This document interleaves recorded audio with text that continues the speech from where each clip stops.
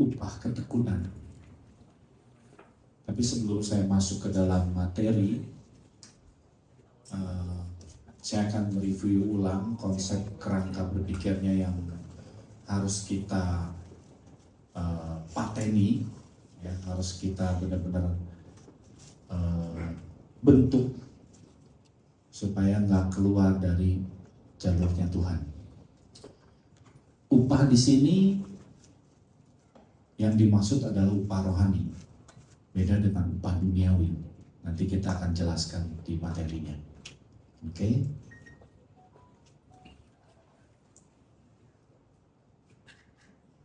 Saya arahkan ke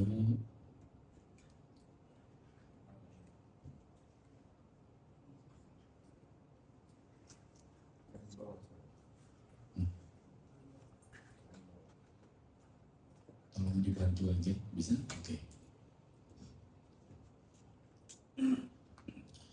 Oke, mulai dari awal. Kita tahu bahwa kita semua manusia dikasih satu tujuan hidup sama Tuhan. Amin. Tujuan yang berasal dari Tuhannya, Ya. bukan tujuan yang berasal dari kita. Amin. Jadi tujuan manusia diciptakan hanya satu, yaitu keserupaan dengan Kristus. Ini target akhirnya. Ya, jadi kita hidup nih, kita diciptakan buat apa? Ujungnya itu untuk kita berubah menjadi serupa dengan Kristus. Cuman itu yang Tuhan mau. Kemudian, oke. Dalam proses keserupaan kita dengan Kristus, kita harus melewati satu jalan yang menuju pada keserupaan itu. Kalau kita lihat dari kacamata sudut pandang Tuhan, kalau kita lihat dari sudut pandang Tuhan, jalan itu lurus. Dari kita menuju ke target keserupaan itu jalan yang lurus.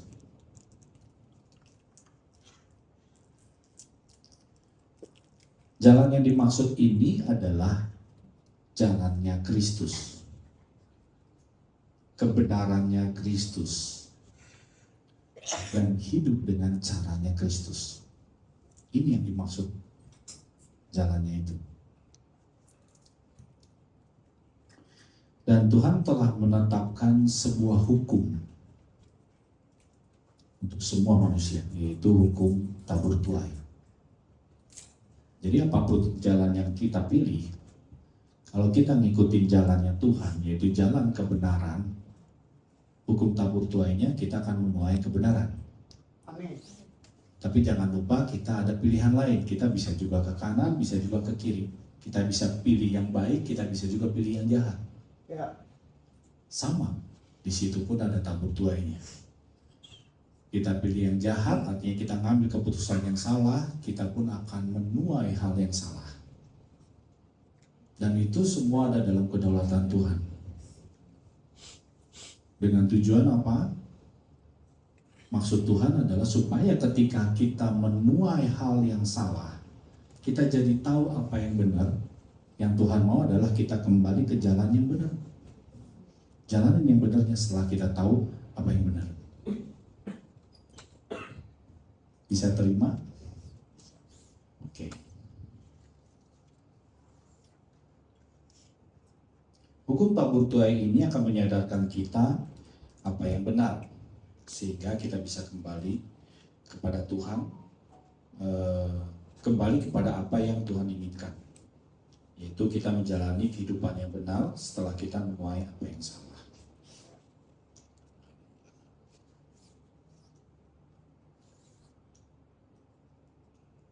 Bisa tolong next slide. Kalau kita lihat dari sisi Tuhan, dari sudut pandang Tuhan, jalan yang telah Tuhan tetapkan itu jalan yang lurus. Tapi kalau kita lihat dari sisi kita sendiri, dari sisi dunia, jalan yang kita alami dalam kehidupan ini sebenarnya grafiknya kayak begini. Naik turun. Kadang ada di posisi bawah, kadang ada di posisi atas. Di posisi atas itu menggambarkan berkat. Posisi bawah menggambarkan lembah atau masalah. Jadi harus dipahami ini adalah desain Tuhan untuk semua manusia. Untuk berubah menjadi serupa dengan Tuhan, Tuhan kasih dua media, dua cara. Lewat masalah dan lewat berkat. Jadi dari sini kita tahu masalah dan berkat dua-duanya adalah ujian.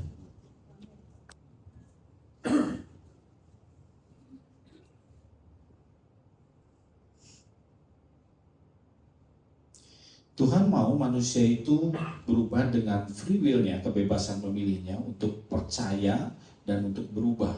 Yang harus dirubah apanya? Pola pikir, pola hati, dan pola tindak. Itu gambar Tuhan ya, menjadi serupa dengan Kristus.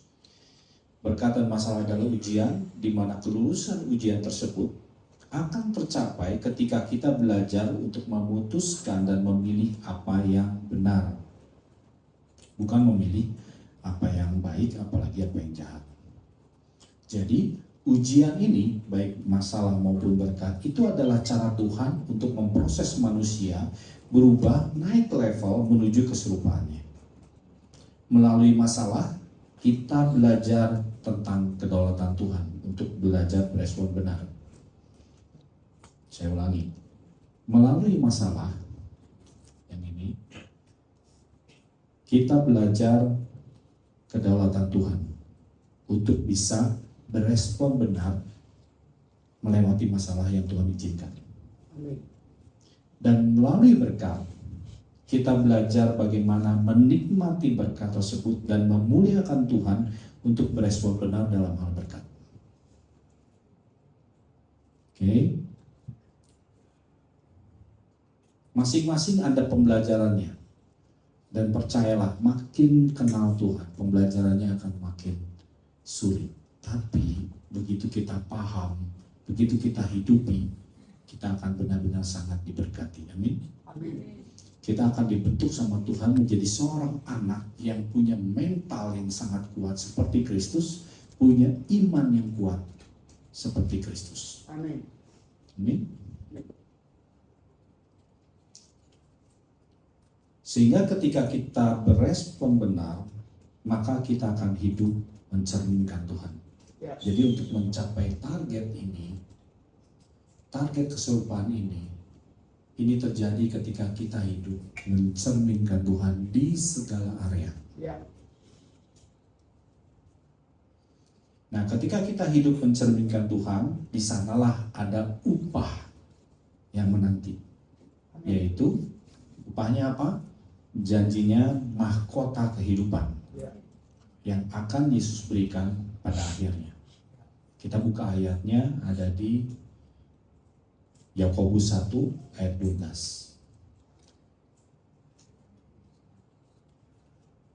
Yakobus 1 ayat 12 di sana dituliskan begini. Berbahagialah orang yang bertahan dalam pencobaan. Sebab apabila ia sudah tahan uji, ia akan menerima mahkota kehidupan yang dijanjikan Allah kepada barang siapa yang mengasihi Dia. Amin. Ayat ini udah sering kita dengar. Ya. Kita bahas kupas ayat ini. Ayat ini saya bagi jadi 4 poin. Kita belajar di sini. Problem kita semua adalah semua orang ingin hasil, tapi tidak semua orang yang mau proses. Ya. Semua orang ingin diberkati, tapi nggak semua orang mau bertahan. Ya. Nah, firman Tuhan hari ini tidak berkata berbahagialah orang yang tidak pernah mengalami pencobaan. Enggak. Justru sebaliknya.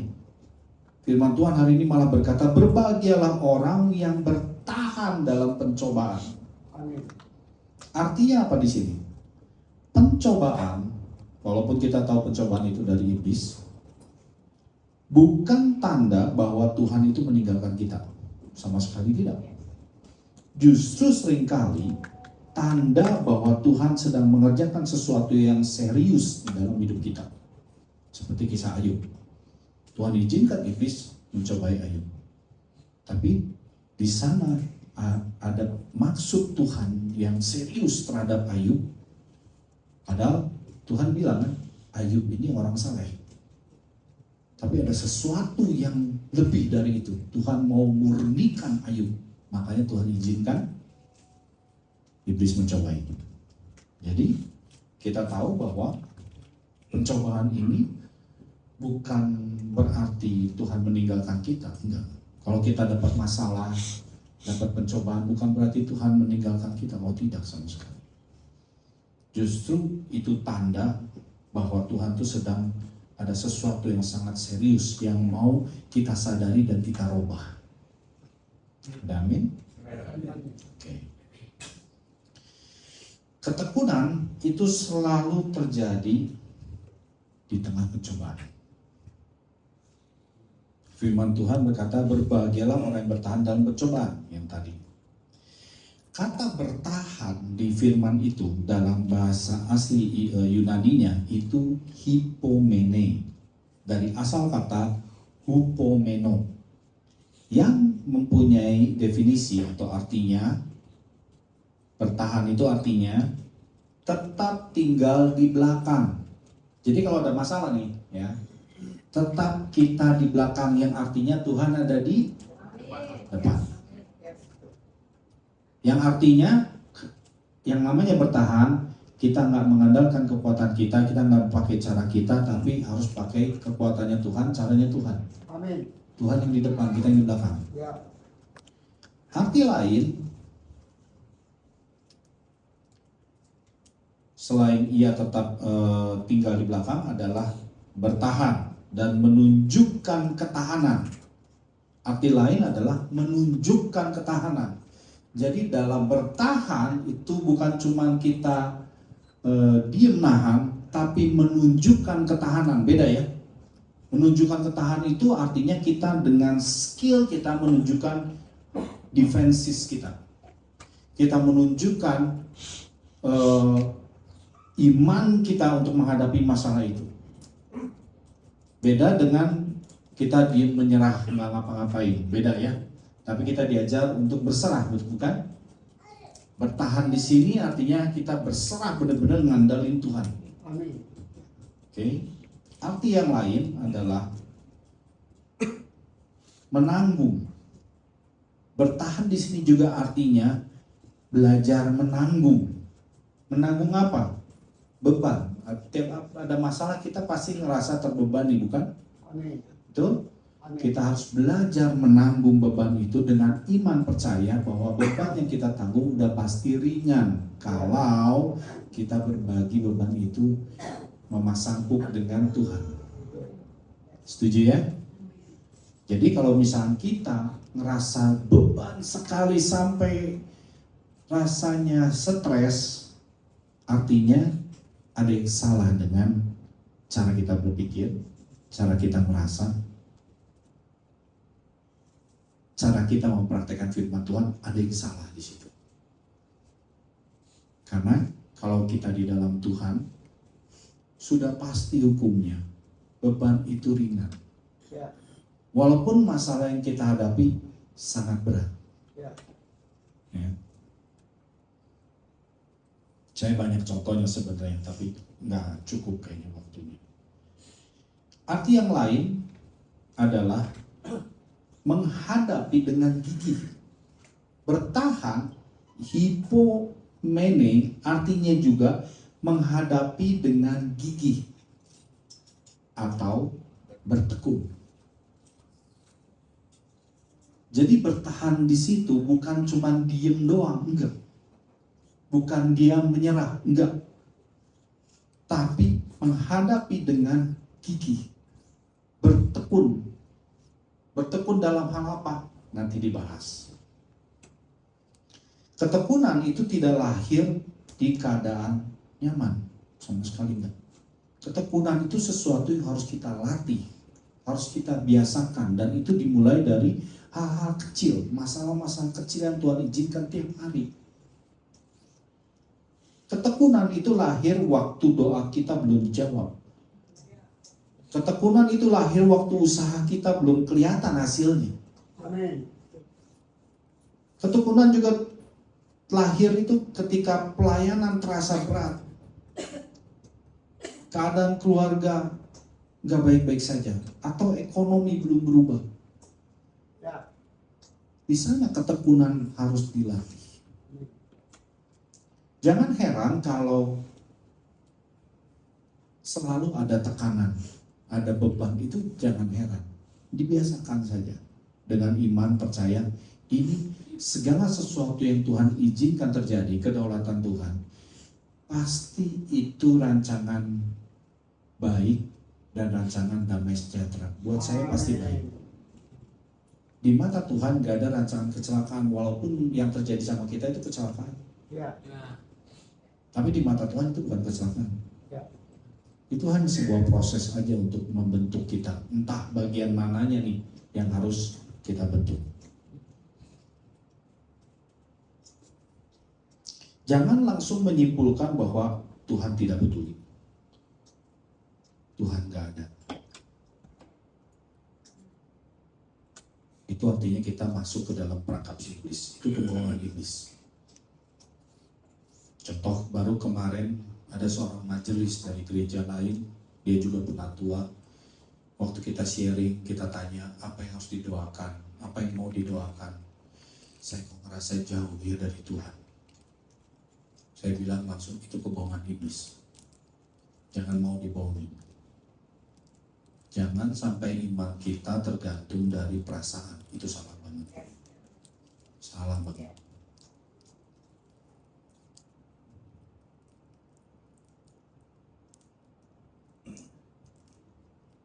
Justru di dalam masalah dan berkatlah iman kita itu diproses. Amin. Kalau emas tidak dimasukkan ke dalam api, kita nggak pernah tahu kemudiannya. Demikian juga iman kita. Kedua, kita belajar. Ketekunan itu membuktikan kualitas dari iman kita. Firman Tuhan di ayat yang tadi melanjutkan bahwa sebab apabila ia sudah tahan uji. Nah, arti dari firman itu artinya Tuhan tidak hanya melihat pengakuan iman saja, tapi Tuhan juga melihat ketahanan iman kita. Itu yang lebih penting bagi Tuhan. Jangan cuma ya saya percaya ada Tuhan, tapi Tuhan mau kita buktikan. Lewat masalah kita buktikan iman kita. Ya. Banyak orang rajin saat keadaan baik. Ya. Banyak orang semangat saat diberkati. Tapi mundur saat menghadapi tekanan dan masalah. Iman yang sejati bukan iman yang kuat saat segalanya lancar. Tapi iman yang tetap percaya meski belum melihat jalan keluar. Amin. Disinilah Tuhan sedang membentuk kedewasaan rohani kita. Bukan iman yang tergantung pada perasaan, apalagi dengan sikon. Tapi benar-benar iman yang berdiri di atas kebenaran firman Tuhan. Amin. Saya sendiri ngalamin ujian praktek dari poin ini. Bisa bareng-bareng dalam hal berkat dan dalam hal masalah. Dua-duanya diuji sekaligus dalam satu waktu. Bulan kemarin, minggu kemarin kami baru meresmikan pembangunan gereja di Rutan Sukamiskin Wanita. Itu ujian iman yang sangat, buat saya sangat luar biasa. Karena waktu saya pertama diminta oleh negara membantu pembangunan gedung gereja, kondisi kas dari yayasan kami baru 300.000. Itu tanda tangan MOU di mana RAB-nya itu 570 juta untuk membangun gedung gereja tersebut. Kondisi keuangan baru 300.000, saya harus tanda tangan itu. Saya sambil tanda tangan, sambil gemeteran, ini proyeknya Tuhan yang akan cukupkan ya. Saya tanda tangan. Dalam prosesnya gimana? Asli deg-degan. Asli. Lebih daripada ujian sebelum-sebelumnya. Di mana Tuhan bekerja itu sangat unik sekali. Saya ngebangun gereja ini udah kedua kali. Yang pertama di Lepas Garut, ini yang kedua kali. Di Lapas Garut pun punya pengalaman tersendiri, di sini pun punya pengalaman tersendiri. Jadi jangan berharap Tuhan tuh ngasih pengalaman yang sama, nggak mungkin. Tuhan kita mau nggak gitu ya. Jadi kita harus kenali Tuhan kita. Bentar ada yang kirim besi, bentar ada yang kirim semen, ada yang kirim pasir, ada yang kirim hebel dan lain-lain. Ada juga satu peristiwa di mana saya dipanggil, Chan kesini sebentar. Saya mau bantu pembangunan gedung gereja. Oh ya oke kok, saya datang. Saya pikir kok susah amat, tinggal ditransfer aja gitu. Tapi saya disuruh datang. Oh mungkin mau dikasih uang cash, gitu ya. Oke, ya. Saya datang. Ya kok gimana kok? Ya Chan, ini saya mau bantu gedung gereja ya. Terus mendadak saya dikasih logam emas 100 gram. Saya sampai kaget, ini mau diapain kok, mau dipajang, mau ditempel di gedung gereja, gimana ini mau diapain ini? Oh enggak, itu jual, kamu cari, jual terus nanti uangnya buat bangun gereja. Oh, oke. Waduh mendadak gini, cari yang beli, pas waktu kemarin baru naik kan, jadi 2 juta, baru naik, jadi cari pembeli nggak gampang dong, pasti susah dong, ya kan? Saya tanyalah ke beberapa option yang saya tahu, yang saya punya. Saya bilang ini buat bantu bangun gedung gereja, ada yang mau beli nggak?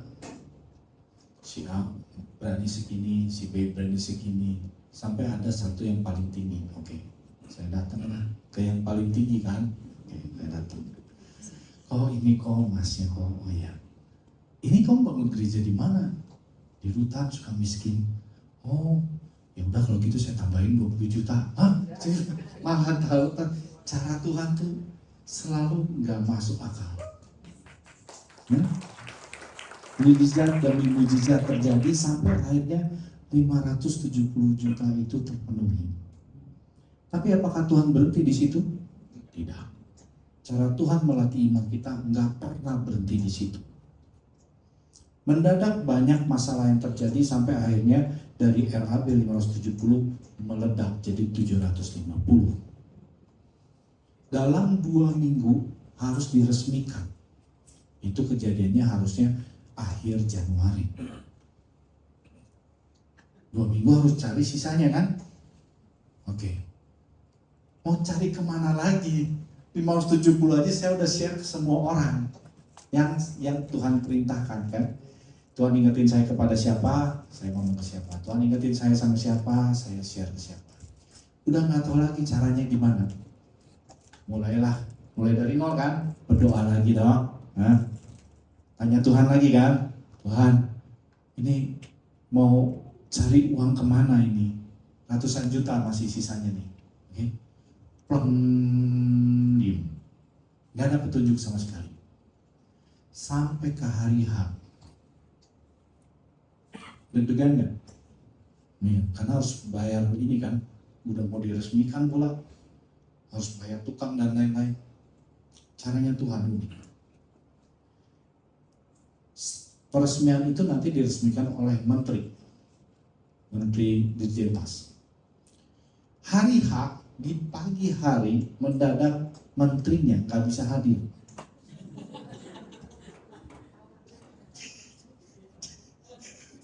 Caranya Tuhan. Jadi dimundurin lagi 2 minggu. Keren gak? Jadi ada waktu. Begitu ada waktu, Tuhan masih belum kasih tanda, mendadak ada orang yang menabur. Entah dari mana, padahal saya nggak minta. Saya nggak kasih info. Ada yang menabur. Kemudian itu lewat berkat ujiannya. Lewat masalah juga ada ujiannya. Ibu saya, mama mertua saya 2 bulan kemarin sehabis ibadah MWM dia kena stroke. Pembuluh darahnya pecah. Singkat cerita mujizat demi mujizat terjadi sampai minggu kemarin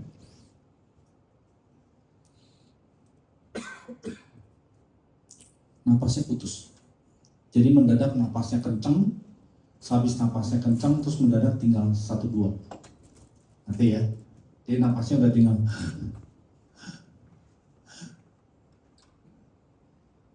Saya pelayanan paliatif sudah 13 tahun. Di rumah singgah udah 13 tahun. Saya menemani anak-anak rumah singgah yang meninggal udah beberapa orang. Punya pengalaman banyak tentang menemani orang yang dipanggil Tuhan. Saya tahu ini udah tandanya. Saya panggil suster, suster cuma lihat monitor, semua normal Pak, stabil. Sus, monitor stabil, lihat napas, mama saya udah 1-2. Normal dari mana? Saya bilang. Dipanggil lagi tiap 5 menit, saya panggil susternya. Sampai akhirnya suster panggil dokter jaga. Udah suster panggil dokter jaga, dokter jaga periksa. Setelah periksa, langsung dia panggil suster, cek manual. Karena di monitor tensinya normal, ternyata tensinya 210. Padahal monitor baru, monitor paling canggih itu. Tapi bisa salah ya. Dan salahnya cuma hari itu doang, setelahnya normal lagi. Coba. Setelah dari sana, terus akhirnya saya panggil, kasih tahu kepada keluarga semua, dokter juga suruh langsung sudah masuk ke ICU. Saya datang ke ICU, ICU bilang, Pak, kondisi kayak gini lebih baik ditemani keluarga. Berarti tandanya gimana? Artinya apa? Udah yakin kan ini dipanggil Tuhan kan? Ya kan? Oke. Begitu keluarga semua datang melihat saya nangis, semua nangis-nangis. Sudah semua nangis-nangis, jam 4:30 Pak Bob telepon. Chan, boleh nggak saya berdoa buat mama? Boleh banget. Saya langsung kasih handphonenya ke depan telinga mama, terus Pak Bob berdoa. Setelah berdoa, apa yang terjadi?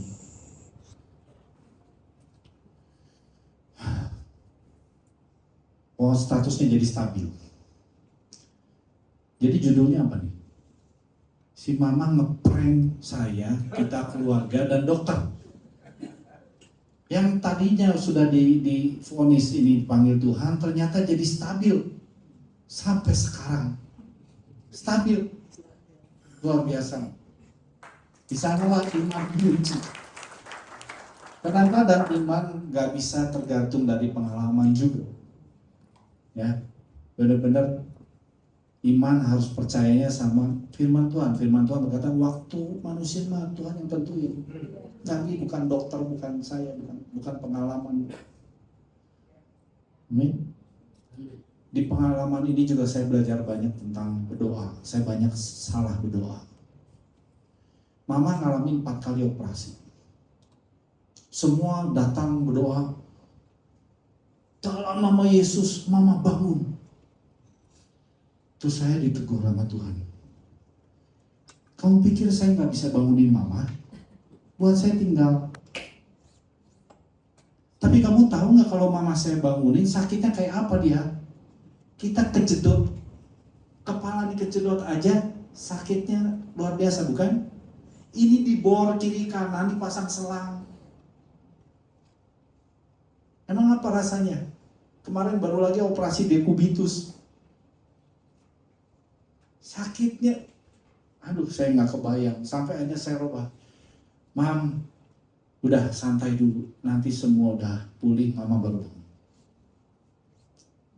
Kadang-kadang kita tahu doanya terjadilah kehendakmu. Tapi kebanyakan doa kita berdasarkan iman kita, kemauan kita, bukan kemauan Tuhan. Bukannya salah kita berdoa mama untuk bisa sembuh apa, enggak salah. Tapi belakangnya jangan lupa terjadilah kehendak-Mu. Amin. Kita bentuk iman kita dengan benar. Amin. Ketiga, saya akan cepat. Tuhan menyediakan upah bagi orang yang tekun. Karena di firman Tuhan berkata, Ia akan menerima mahkota kehidupan. Nah, perhatikan baik-baik. Tuhan itu tidak berkata mungkin atau kalau beruntung, enggak. Firman berkata ia akan menerima, artinya upah ketekunan itu pasti. Tapi waktunya itu di tangan Tuhan. Ya. Mahkota kehidupan itu berbicara tentang hidup yang dipulihkan atau hidup yang dimurnikan. Hidup yang memiliki tujuannya Tuhan. Hidup yang berkenan kepada Tuhan sampai pada akhirnya kita hidup kekal bersama dengan Dia. Itu upah. Kenapa kita harus pahami upah ini dan kita harus mengimani upah ini? Supaya kita enggak burn out. Karena sering sekali, nah saya ada cerita lagi satu hamba Tuhan, dia pelayanan begitu hebatnya, tapi dia bilang ke saya, I'm burn out. Saya burn out. Kenapa? Karena dia kurang memahami tentang upah ini. Contoh, kalau kita melakukan sesuatu dan kita dapat upah, rasanya gimana? Senangnya, happy ya? Apalagi kalau upahnya gede. Pasti kita jadi makin semangat, betul? Sama. Kalau kita melayani Tuhan, tapi kita burn out, artinya kita nggak mau praktekkan Kolose 3:23. Kita lakukan bukan untuk Tuhan, kita lakukan untuk diri sendiri. Oke? Terakhir yang keempat, akar ketekunan itu mengasihi Tuhan. Firman Tuhan menutup dengan kalimat yang sangat penting, yang dijanjikan Allah kepada barang siapa yang mengasihi Dia. Nah, ini kuncinya. Orang yang bertahan bukan karena dia kuat, tapi karena dia mengasihi Tuhan. Amin.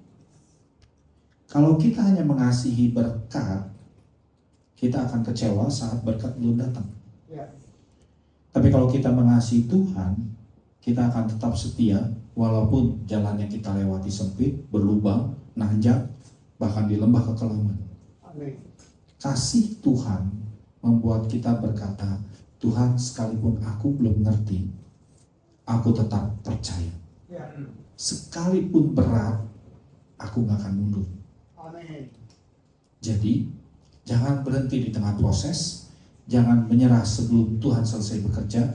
Apapun musim hidup kita saat hari ini, belajarlah untuk tetap setia, tetaplah tekun, tetaplah mengasihi Tuhan. Amin. Karena firman Tuhan sangat jelas, ada mahkota kehidupan bagi orang yang bertahan. Amin. Amin. God bless you abundantly. Semoga diberkati. Amin.